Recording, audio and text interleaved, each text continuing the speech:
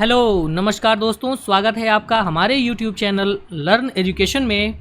और मैं विवेक आज आपको इस वीडियो में केंद्रीय प्रवृत्ति की मापों के बारे में बता रहा हूं और उसमें जो हमारा केंद्रीय प्रवृत्ति के माप का दूसरा प्रकार है जिसे हम मध्यांक या मीडियन कहते हैं के बारे में जानने वाले हैं।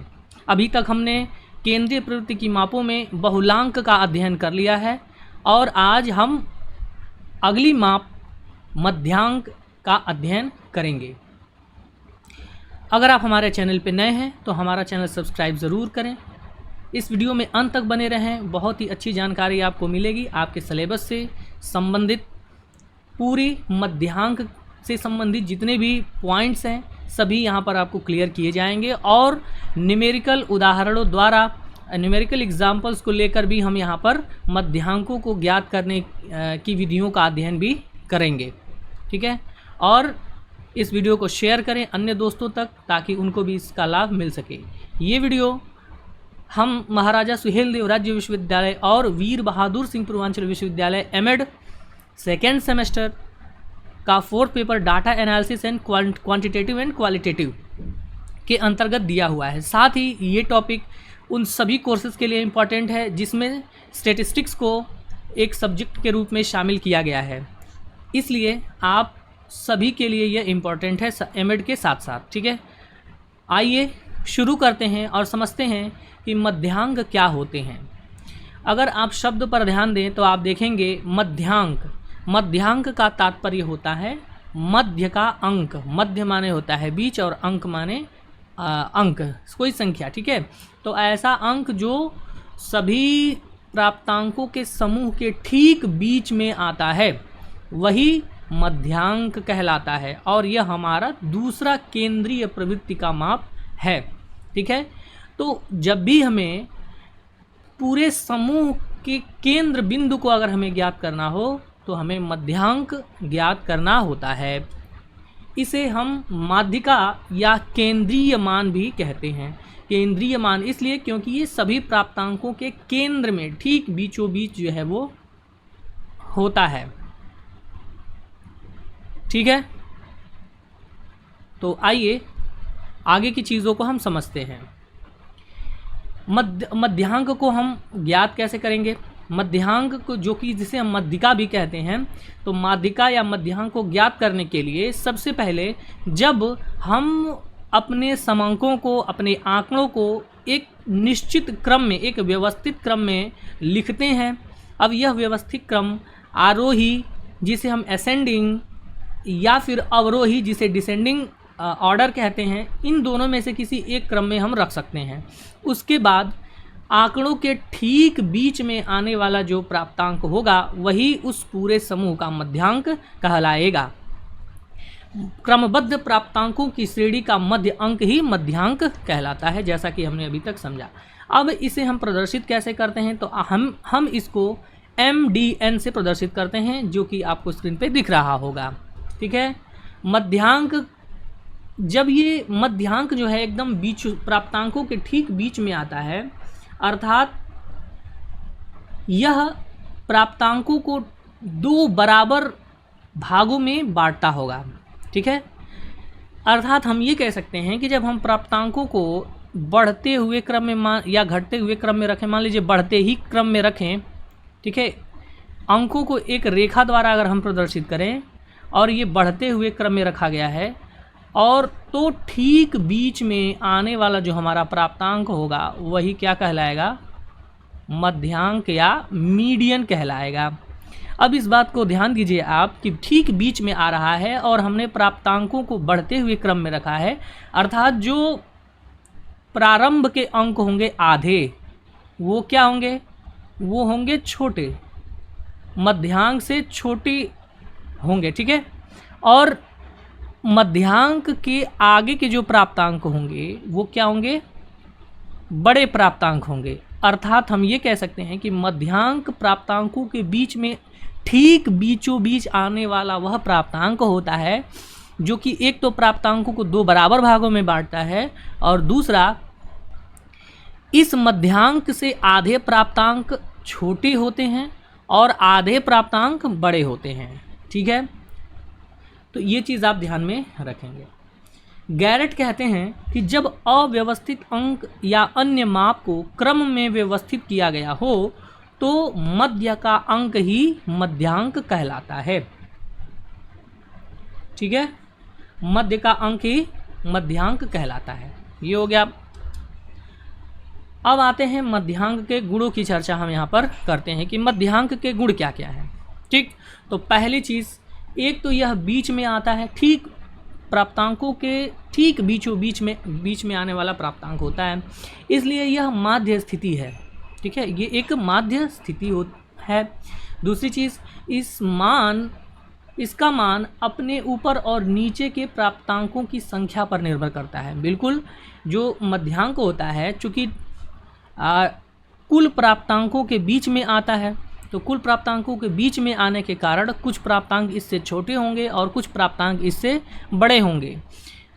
अगर प्राप्तांकों के मान में कुछ बदलाव होता है तो मध्यांक की स्थिति भी बदल जाती है। इसीलिए हम ये कहते हैं कि इसका मान अपने ऊपर और नीचे के प्राप्तांकों की संख्या पर निर्भर करता है। ठीक है, यह प्राप्तांकों के क्रम पर विचार करता है, इसलिए इस पर प्राप्तांकों के बीच के अंतर का कोई प्रभाव नहीं पड़ता। अर्थात प्राप्तांकों के बीच का अंतर से मतलब ये है कि अगर मान लीजिए हमारे पास प्राप्तांक दिए हुए हैं कुछ इस तरीके से कि 2, 10, 12 है ना, 17, 19, 21 इत्यादि इस तरह से प्राप्तांक दिए हुए हैं, तो आप देखिए क्या दो प्राप्तांकों के बीच का अंतर समान है? नहीं, यहाँ पर 8 का अंतर है, यहाँ पे केवल 2 का अंतर है ना, और यहाँ पर +5 का अंतर है। तो इस तरह से हम देख रहे हैं प्राप्तांकों के बीच का अंतर अलग अलग है, अंतर अलग है। ठीक है ना, मध्यमान केवल बीच में आने वाला प्राप्तांक होता है। आप देखें यहाँ कुल कितने प्राप्तांक है? 2, 10, 1, यहाँ पर 2, ये 3, 4, 5, 6 प्राप्तांक यहाँ पर लिखे हुए हैं। तो 6 प्राप्तांकों के ठीक बीच में ये 12 और 17 दो प्राप्तांक आएंगे। तो ठीक है ना, 12 और 17 दो प्राप्तांक आएंगे।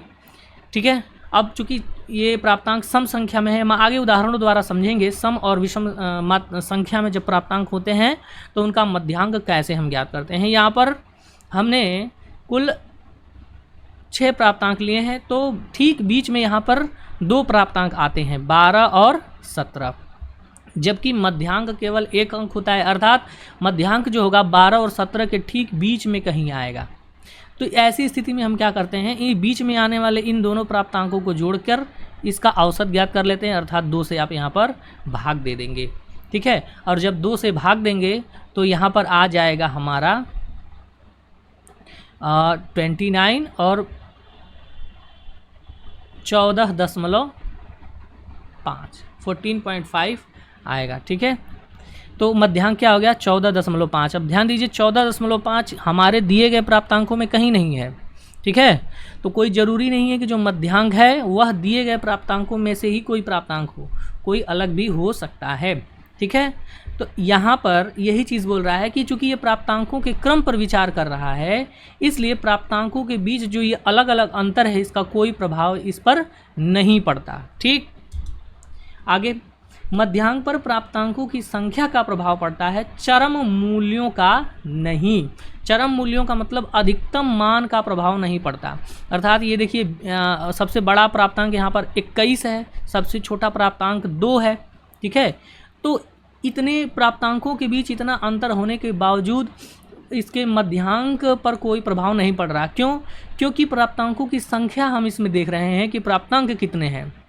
यहाँ पर 6 प्राप्तांक हैं, हम उन प्राप्तांकों की संख्या को देख रहे हैं और 6 प्राप्तांकों के ठीक बीच में आने वाले प्राप्तांक को मध्यांक के नाम से हम जानते हैं। इसलिए जो हमारे प्राप्तांक हैं 2, 10, 12, 17, 19, 21, इसका कोई भी प्रभाव मध्यांक पर नहीं पड़ रहा है, बल्कि प्रभाव किसका पड़ रहा है? प्राप्तांकों के क्रम का। ठीक है ना, तो ये चीज़ यहाँ पर कही गई है। आगे बढ़ते हैं और समझते हैं कि प्राप्तांक की सीमाएं क्या हैं, लिमिटेशंस ऑफ मीडियन। सबसे पहली चीज़, कि इसको ज्ञात करने के लिए हमें प्राप्तांकों को क्रम में रखना पड़ता है, क्रमबद्ध करना पड़ता है, असेंडिंग या डिसेंडिंग ऑर्डर में पहले रखना पड़ता है। दूसरी चीज़ शुद्धता में कमी, ये जो है अधिक शुद्ध मान नहीं है, अपेक्षाकृत बहुलक से तो शुद्ध है लेकिन मध्यमान से कम शुद्ध मान होता है, इसलिए हम इसकी एक कमी ये है कि इसकी शुद्धता में कमी पाई जाती है। अब तीसरी चीज़ यह है कि किसी एक ही समूह के लिए ज्ञात किया जा सकता है, दो या अधिक समूह के प्राप्तांकों के लिए ज्ञात नहीं किया जा सकता। अर्थात एक समूह के लिए केवल एक ही मध्यांक होता है, ठीक है, और दूसरे समूह के लिए दूसरा कोई मध्यांक होता है। अगर दो समूहों के बीच हमें कोई मध्यांक ज्ञात करना हो तो ऐसा संभव नहीं है, ठीक है। हम दो अलग अलग समूहों का अलग अलग मध्यांक ज्ञात कर सकते हैं। पदों की संख्या सम होने की स्थिति में और सतत श्रेणी होने पर मध्यांक केवल अनुमानित ही होता है। अर्थात आप ये अभी जो हमने पीछे जो उदाहरण लिया था उसमें आपने देखा था कि 14.5 यहाँ पर कितना मध्यांक आया था, 14.5, लेकिन 14.5 क्या दिए गए प्राप्तांकों में यह मान कहीं लिखा हुआ था? नहीं लिखा हुआ था। तो इसीलिए हम ये कहते हैं कि जब प्राप्तांक पदों की संख्या या प्राप्तांकों की संख्या सम होती है तो जो प्राप्तांक प्राप्त होता है वो वास्तविक प्राप्तांकों में नहीं होता, अनुमानित होता है। सतत श्रेणी अर्थात प्राप्तांकों को अगर सतत श्रेणी में लिखा जाए तब भी मध्यांक अनुमानित ही होता है, ठीक है। अब बात करते हैं मध्यांक के उपयोग की, कि मध्यांक का उपयोग हम किस तरीके से करते हैं सांख्यिकी में। तो सबसे पहली चीज़ कि जब हमें सभी प्राप्तांकों के ठीक मध्य बिंदु को ज्ञात करना होता है तो ऐसी स्थिति में हम मध्यांक का उपयोग करते हैं। बहुलांक की अपेक्षाकृत शुद्ध लेकिन मध्यमान से कम शुद्ध होता है, तो जब हमें कम शुद्ध केंद्रीय मान ज्ञात करना हो तो ऐसी स्थिति में मध्यांक का उपयोग किया जाता है। तीसरी चीज़ असमान वितरण की स्थिति में, अर्थात जब किनारों के प्राप्तांक मध्यमान को बुरी तरह से प्रभावित कर रहे हो, अर्थात हम आगे समझेंगे कि मध्यमान जो होता है बहुत ही संवेदनशील मान होता है। अगर किनारों के प्राप्तांकों के मानों में बहुत अधिक हो जाए या बहुत कम हो जाए तो मध्यमान प्रभावित हो जाता है। ऐसी स्थिति में हमें मध्यांक ज्ञात करना होता है, क्योंकि हमने अभी इसकी विशेषताओं में देखा कि मध्यांक का जो मान होता है वह किनारों पर स्थित चरम आंकड़ों पर निर्भर नहीं करता बल्कि उन प्राप्तांकों के क्रम पर ध्यान देता है। इसलिए जब मध्यांक का उपयोग हम करते हैं तो जब वह प्राप्तांकों का वितरण असमान होता है तो ऐसी स्थिति में हम मध्यांक का उपयोग करते हैं, ठीक है। इस बात को आप उदाहरण द्वारा एक समझ लिए क्योंकि ये इम्पॉर्टेंट चीज़ है यहाँ पे, ठीक है।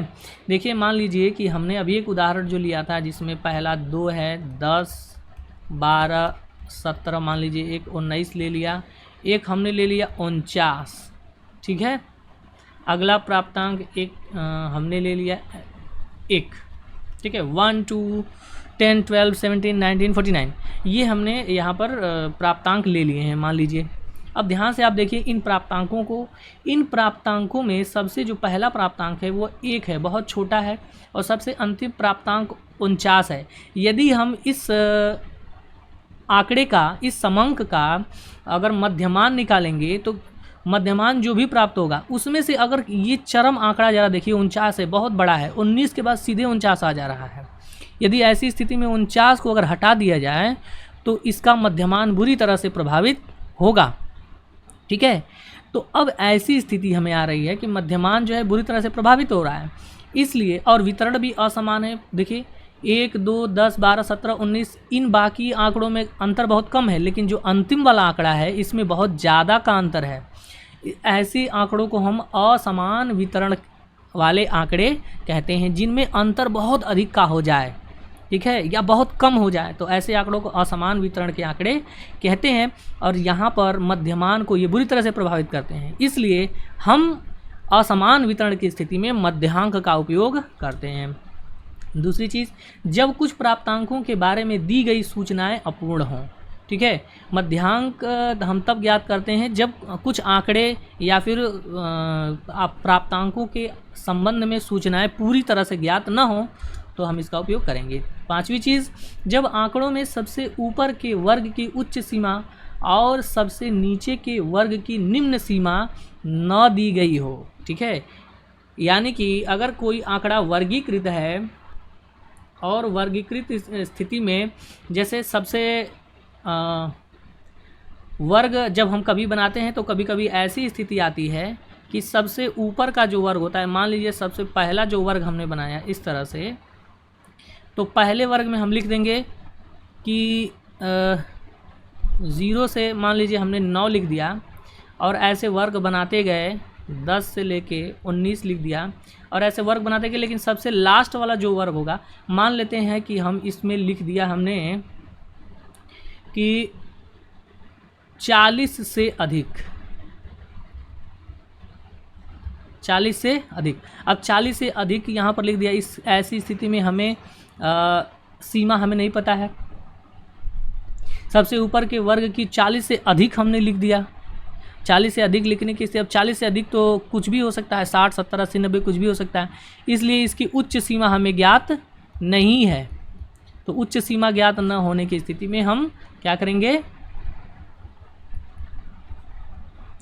मध्यांक ज्ञात करेंगे। निम्न सीमा भी ऐसा कर सकते हैं, यहाँ पे लिख सकते हैं कि 9 से कम, 9 से इसको हटाकर यहाँ पे इसको 9 को हटाकर हम यहाँ पे लिख सकते हैं 9 से कम।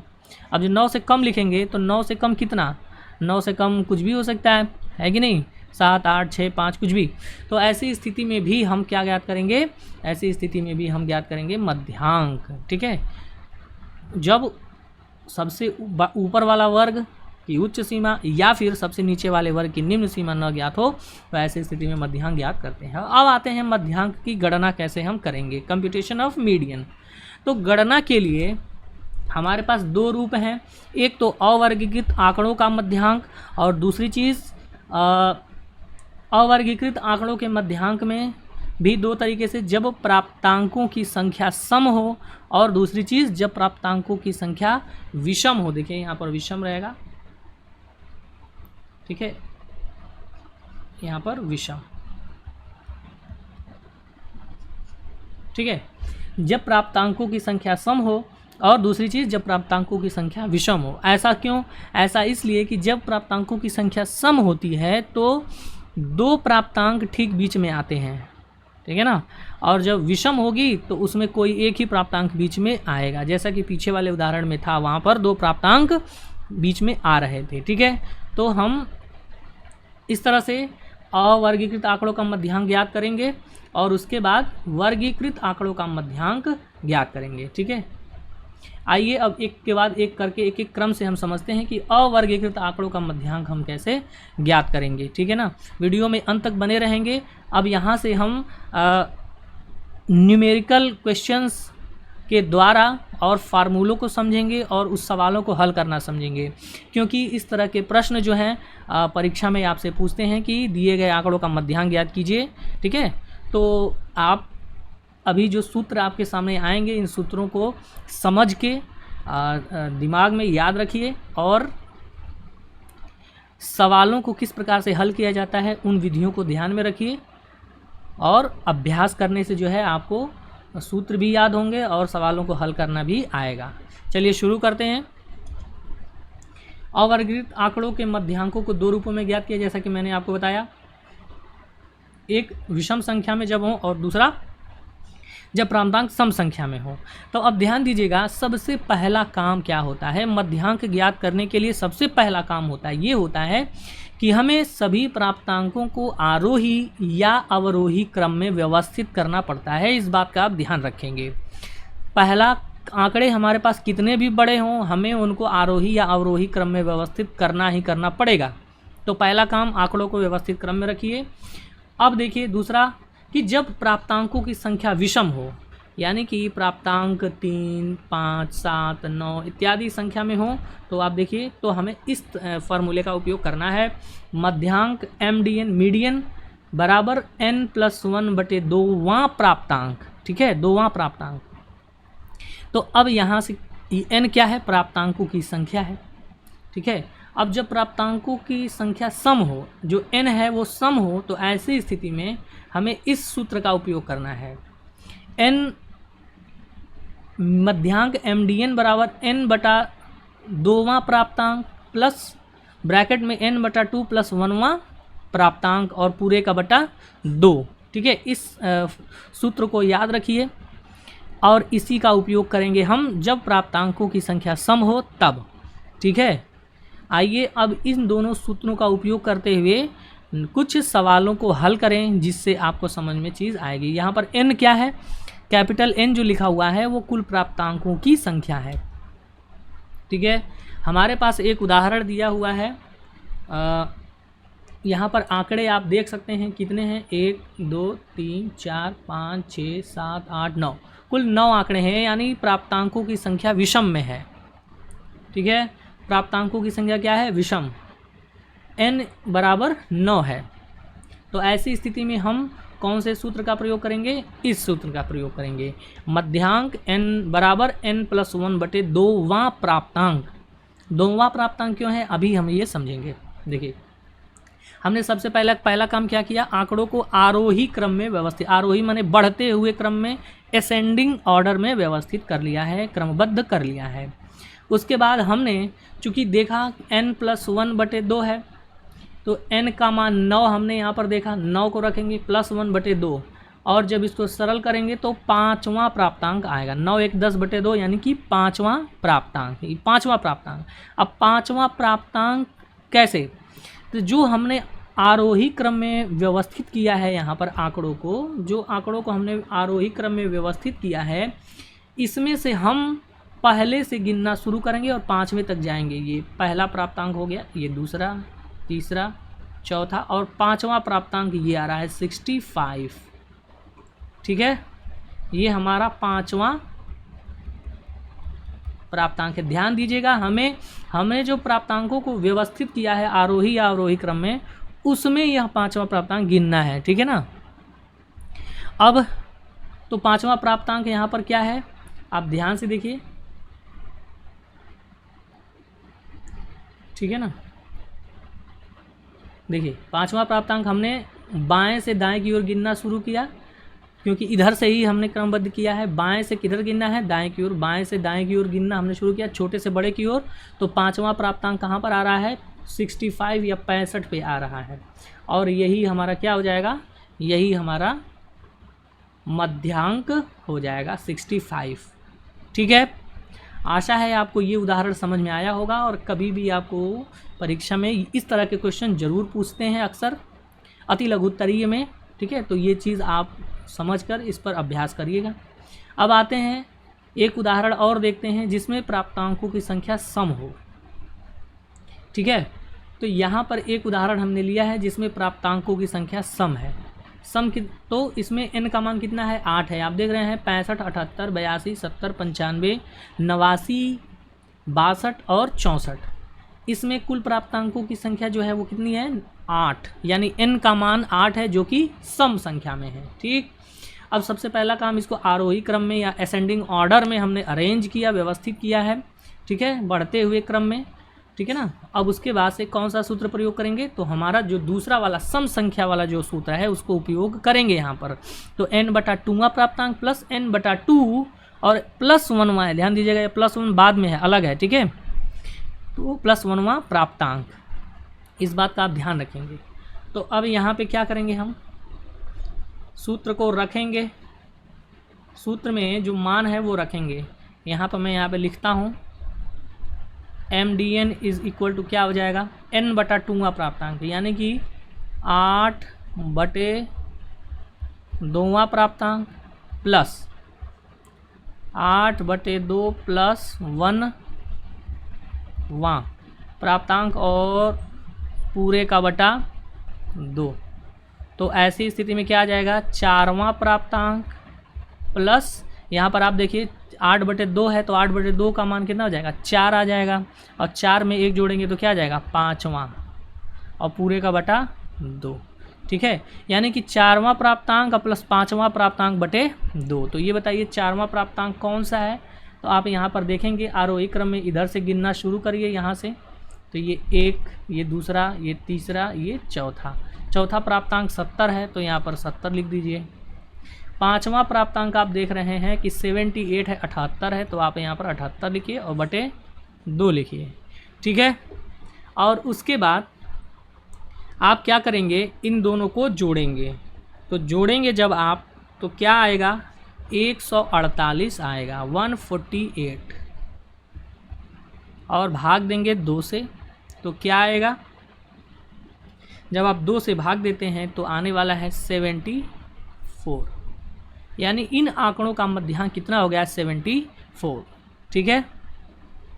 अब यहाँ पर देखिए हमने मान रख दिया है। चौथा और पांचवा प्राप्तांक आया 70 + 78 बटे 2 और मान आया हमारा 74, ठीक है। तो ये जो आंकड़े हैं वो अव्यवस्थित थे, और अव्यवस्थित अर्थात अवर्गीकृत थे, तो इसके लिए हम इन दोनों सूत्रों का प्रयोग करते हैं। अब अगला सवाल ये उठता है कि जब आंकड़े हमारे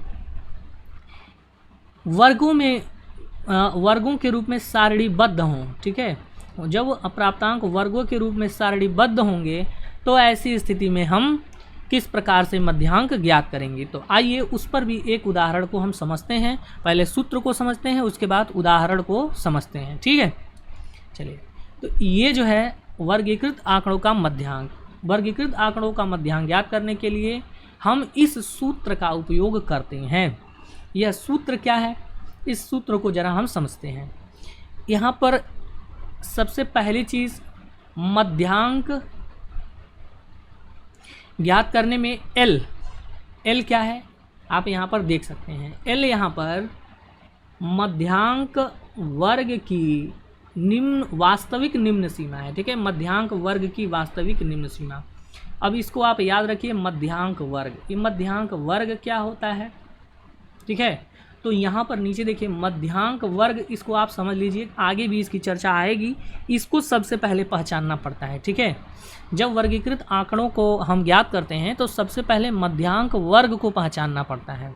मध्यांक वर्ग वह वर्ग होता है जिसमें n/2वीं संचयी आवृत्ति सम्मिलित होती है, वही हमारा मध्यांक वर्ग होता है। तो पहला काम, सारणीबद्ध आंकड़ों में हम पहले संचयी आवृत्ति ज्ञात करते हैं, उसके बाद हम देखते हैं कि n/2वीं संचयी आवृत्ति किस वर्ग में सम्मिलित हो रही है, वही हमारा मध्यांक वर्ग हो जाता है, ठीक है। आगे हम जब उदाहरण से इसको देखेंगे तो आपको और अधिक स्पष्ट होगा। तो अब L क्या है, तो उसी मध्यांक वर्ग की वास्तविक निम्न सीमा जो है वही मध्यांक वर्ग की निम्न सीमा कहलाएगी, ठीक है। उसके बाद N क्या है, कुल प्राप्तांकों का योग, कुल प्राप्तांकों की संख्या अर्थात कुल आवृत्ति, ठीक है, सिग्मा F जिसको हम कहते हैं, या इसको हम N से भी प्रदर्शित कर देते हैं, ठीक है ना। उसके बाद CFB क्या है, CF यानी क्यूमुलेटिव फ्रिक्वेंसी, संचयी आवृत्ति, ठीक है, संचयी आवृत्ति को हम CF से प्रदर्शित करेंगे। अब CFB क्या है, तो जो हमारा मध्यांक वर्ग की संचयी आवृत्ति है उसके ठीक नीचे की जो संचयी आवृत्ति होगी वह CFB से प्रदर्शित की जाएगी, ठीक है। उसके बाद F क्या है, मध्यांक वर्ग की संचयी आवृत्ति। यहाँ पर ये जो आप नीचे देख रहे हैं सूत्र में F, यह मध्यांक वर्ग की संचयी आवृत्ति है। उसके बाद I यहाँ पर क्या है, I क्या है, वर्ग अंतराल है, ठीक है। समझ में बात आ रही है। तो हमने यहाँ पर इस सूत्र को समझने में ये देखा कि सबसे पहला काम हमें संचयी वर्गीकृत आंकड़ों की संचयी आवृत्ति ज्ञात करनी है। उसके बाद ये देखना है कि n/2वीं संचयी आवृत्ति किस वर्ग में सम्मिलित हो रही है, वही हमारा मध्यांक वर्ग हो जाएगा, ठीक है। बात समझ में आ गया होगा, ठीक है ना। तो आइए अब समझते हैं कि इस पर सवाल कैसे लगाएंगे, कैसे हम जो सवाल हमें प्रश्न देंगे वो किस प्रकार से हल किया जाएगा। तो एक उदाहरण द्वारा हम समझेंगे, ठीक है। यहाँ पर देखिए एक वर्गीकृत आंकड़ा आपके पास है, इन्हीं आंकड़ों का हम मध्यांक ज्ञात करेंगे। आप देख सकते हैं कि इस आंकड़े में जो वर्ग अंतराल है वो 10 है और कुल आवृत्तियों की संख्या n का मान 60 है, यानी 60 लोग का ये आंकड़ा है।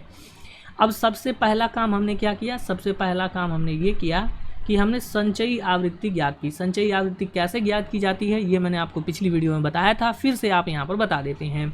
सबसे छोटे वर्ग की आवृत्ति को ठीक उसके सामने लिख देते हैं और तिरछे इस पहली संचयी आवृत्ति को हम इसके ऊपर वाले वर्ग की आवृत्ति में जोड़ देते हैं। तो 3 और 1 जोड़ेंगे तो क्या आएगा, 4 आएगा और इस 4 को ठीक दूसरे वर्ग के सामने लिख देंगे। यही प्रक्रिया हम आगे बढ़ाते रहेंगे। अब देखिए इस जो दूसरे वर्ग की संचयी आवृत्ति 4 आई है उसको अगले वर्ग की आवृत्ति में जोड़ेंगे, 10 4 14 और 14 को ठीक तीसरे वर्ग के सामने लिख देंगे।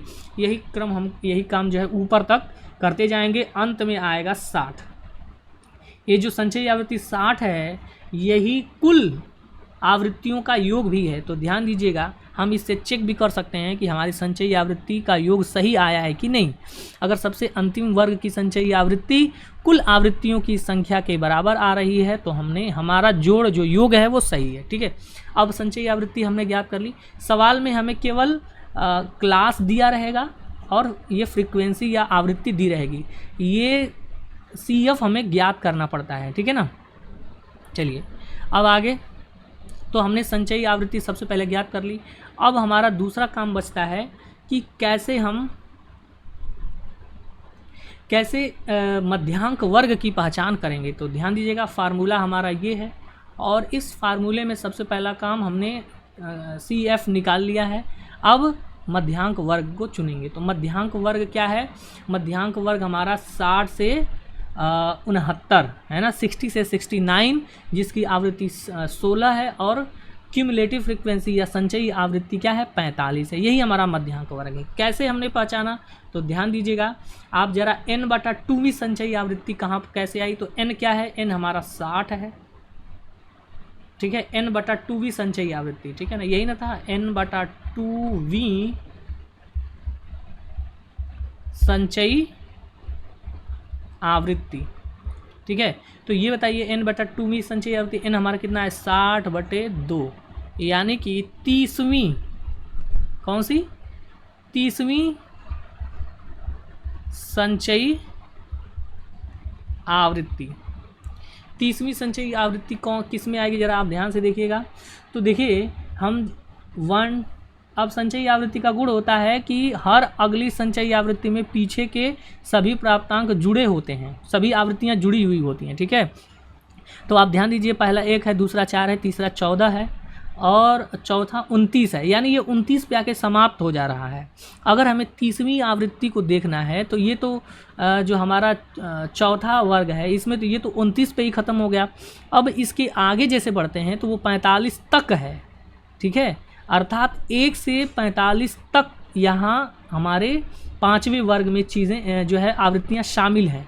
अर्थात 45 तक का मतलब इसी में हमारी 30वीं आवृत्ति आएगी, इसी में जो है 30वीं आवृत्ति आएगी, 30वीं संचयी आवृत्ति आएगी, इसीलिए हमारा यही मध्यांक वर्ग हो जाएगा। ठीक है, तो हमारा मध्यांक वर्ग की पहचान हम इस तरह से करेंगे, जिस वर्ग में n/2वीं संचयी आवृत्ति शामिल हो जाती है वही हमारा मध्यांक वर्ग होता है। ठीक, तो 30वीं संचयी आवृत्ति हमारे 5वें वर्ग में शामिल हो रही है जिसकी संचयी आवृत्ति 45 है, इसलिए यह मध्यांक वर्ग है। ठीक है, चलिए अब आगे बढ़ते हैं। यहाँ पर अब समझते हैं कि कैसे आगे की चीज़ को करना है। अब हमारा दूसरा काम होता है कि CFB, हमारा तीसरा काम क्या है, CFB ज्ञात करना। CFB कैसे ज्ञात करेंगे, CFB मैंने बताया था कि जब मध्यांक वर्ग का निर्धारण हो जाता है तो मध्यांक वर्ग के ठीक नीचे की जो संचयी आवृत्ति होती है वही CFB होती है। तो 45 के ठीक नीचे कौन सा आवृत्ति है, 29 है। हाँ, एक चीज़ और आप ध्यान रखिएगा कि यहाँ पर सभी आंकड़े नीचे से ऊपर की ओर क्रमबद्ध हैं। ठीक है ना, देखिए सबसे छोटा वर्ग नीचे है और सबसे बड़ा वर्ग ऊपर है। तो जब इस तरीके से आंकड़े व्यवस्थित हों तब इस सूत्र का उपयोग करेंगे, इस बात का आप ध्यान रखना है। ठीक है, तो यहाँ पर हम मध्यांक वर्ग हमारा आ गया 45 और ठीक उसके नीचे की संचयी आवृत्ति कितनी है, 29। तो CFB का मान कितना हो जाएगा यहाँ पर, 29। और F क्या है, F हमने बताया कि मध्यांक वर्ग की आवृत्ति, तो मध्यांक वर्ग की आवृत्ति कितनी है, तो है हमारे यहाँ पर 16 ठीक है। मध्यांक वर्ग की आवृत्ति कितनी है, 16 है, तो ये हमारा क्या हो गया, f हो गया। f को हमने यहाँ 16 लिख दिया है। उसके बाद वर्ग अंतराल आप नीचे देखिए कितना है, 10 का है, वर्ग अंतराल यहाँ पर 10 है, 10 हमने लिख दिया। अब इन सभी मानों को हम इस सूत्र में रखेंगे, ठीक है, इस सूत्र में हम सभी मानों को रखेंगे। तो आइए इस सभी मान को रखते हैं और उसको सरल करते हैं। तो जैसे ही आप इस मान को रखेंगे 59.5, देखिए ये लोअर लिमिट हमने रखी है, वास्तविक निम्न सीमा हमने रखी है। वास्तविक निम्न सीमा ज्ञात करने के लिए मैंने आपको बताया था कि जो हमारा वर्ग होगा उस वर्ग की निम्न सीमा से 0.5 आप घटा दीजिए, तो 60 में से 0.5 घटाएंगे तो 59.5 आएगा। तो यही हमारी वास्तविक निम्न सीमा हो गई, हमने सूत्र में रख दिया।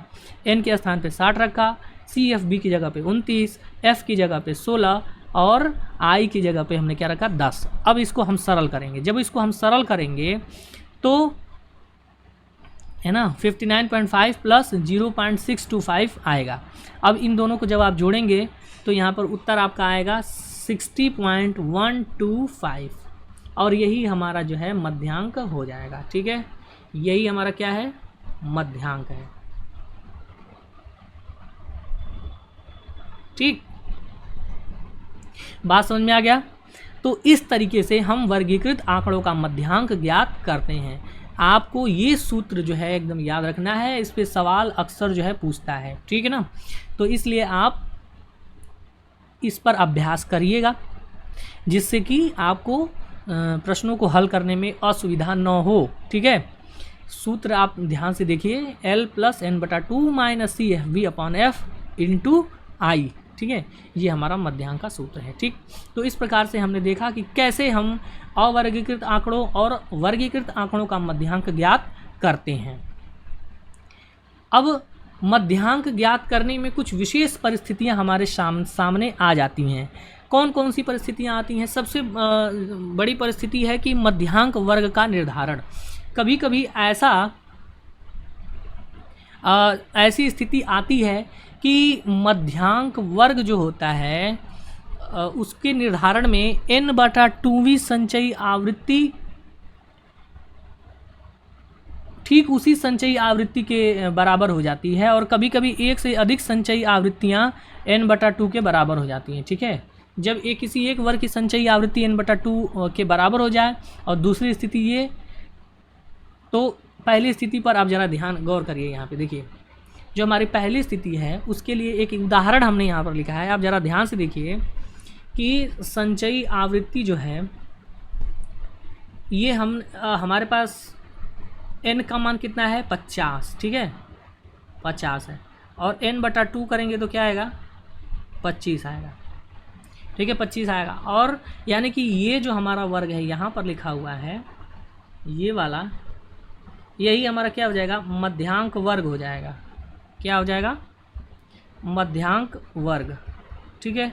अब इस मध्यांक वर्ग को जरा आप ध्यान देखिए, जितना हमारा n/2 का मान आया है, n/2 का मान आया है, उतना ही संचयी आवृत्ति भी है, बिल्कुल उसमें कोई अंतर नहीं है, ठीक है। तो ऐसी स्थिति में हमें किस प्रकार से वास्तविक मध्यांक वर्ग को निर्धारित करना है, इस चीज़ को आप ध्यान में रखेंगे। तो अब देखिए, ऐसी स्थिति में जब भी n/2 का मान किसी संचयी एक वर्ग की संचयी आवृत्ति के बराबर हो जाए तो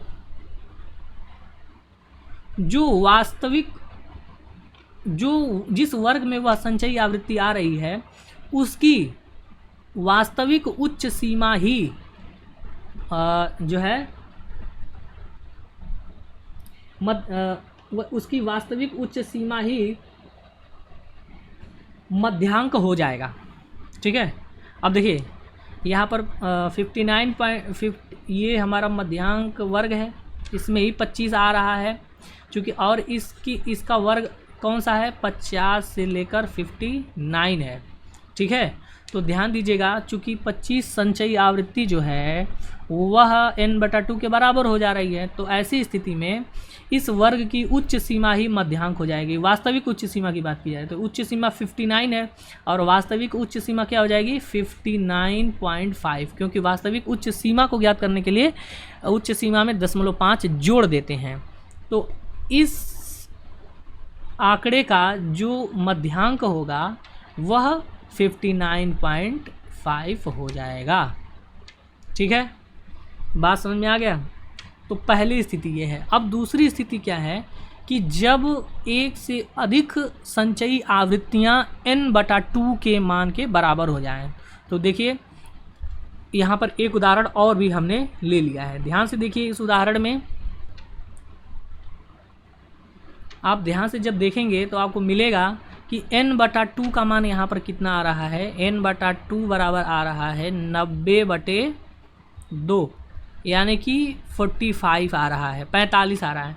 और आप यहाँ पर देखेंगे कि 45 इस वर्ग में भी है, इस वर्ग में भी है और इस वर्ग, अर्थात एक से अधिक वर्ग में n/2 का मान आ रहा है, यानी 45 आ रहा है। अब ऐसी स्थिति में हम क्या करेंगे, ऐसी स्थिति में मध्यांक किस प्रकार से निर्धारित करेंगे? तो ध्यान दीजिएगा, ऐसी स्थिति में मध्यांक को निर्धारित करने के लिए जिन वर्गों में n/2 का मान शामिल हो रहा है उनकी सभी वर्गों की उच्च सीमाओं के औसत को ज्ञात करेंगे और वही हमारा मध्यांक हो जाएगा। उदाहरण के लिए आप ध्यान से देखिए, जिन 3 वर्गों में 45 शामिल हो रहा है उसकी पहला वर्ग ये है, दूसरा वर्ग ये है और तीसरा वर्ग ये है। इन तीनों ही वर्गों की उच्च सीमाएं क्या होंगी? ये देखिए, नीचे वाले वर्ग की उच्च सीमा 39 है, तो वास्तविक उच्च सीमा क्या हो जाएगी?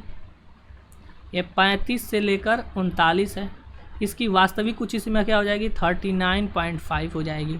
ठीक है, उसके बाद उसके ठीक अगला वर्ग क्या है?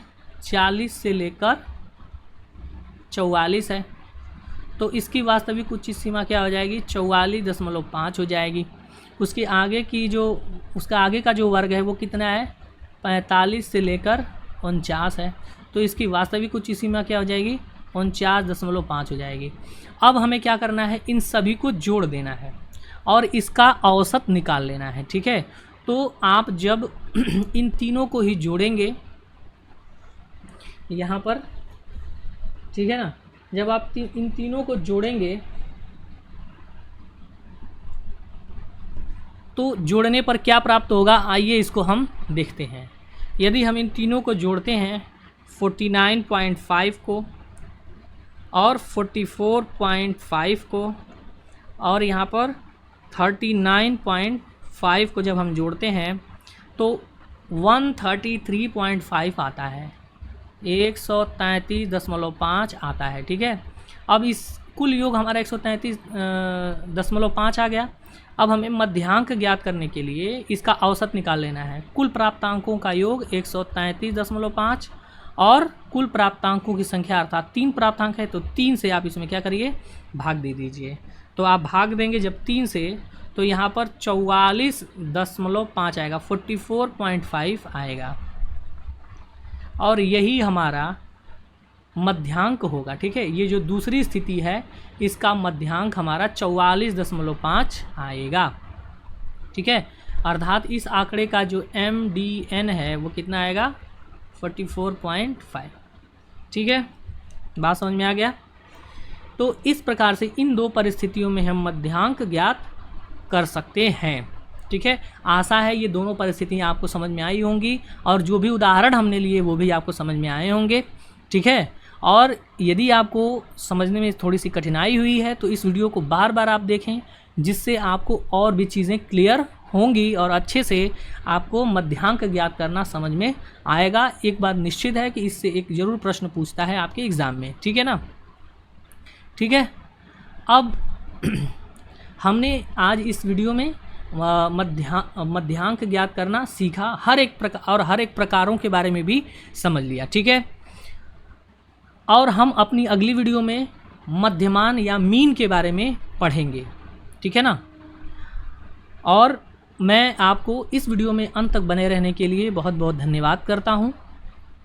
आपका सहयोग हमारे उत्साह का कारण है, तो आप अधिक से अधिक हमारा सहयोग करें और इस चैनल को ज़्यादा से ज़्यादा शेयर करें ताकि लोग अधिक से अधिक इसको सब्सक्राइब कर सकें और उनको इसका लाभ मिल सके। वीडियो में अंत तक बने रहने के लिए आपका बहुत बहुत धन्यवाद। नमस्कार, शुभ दिन।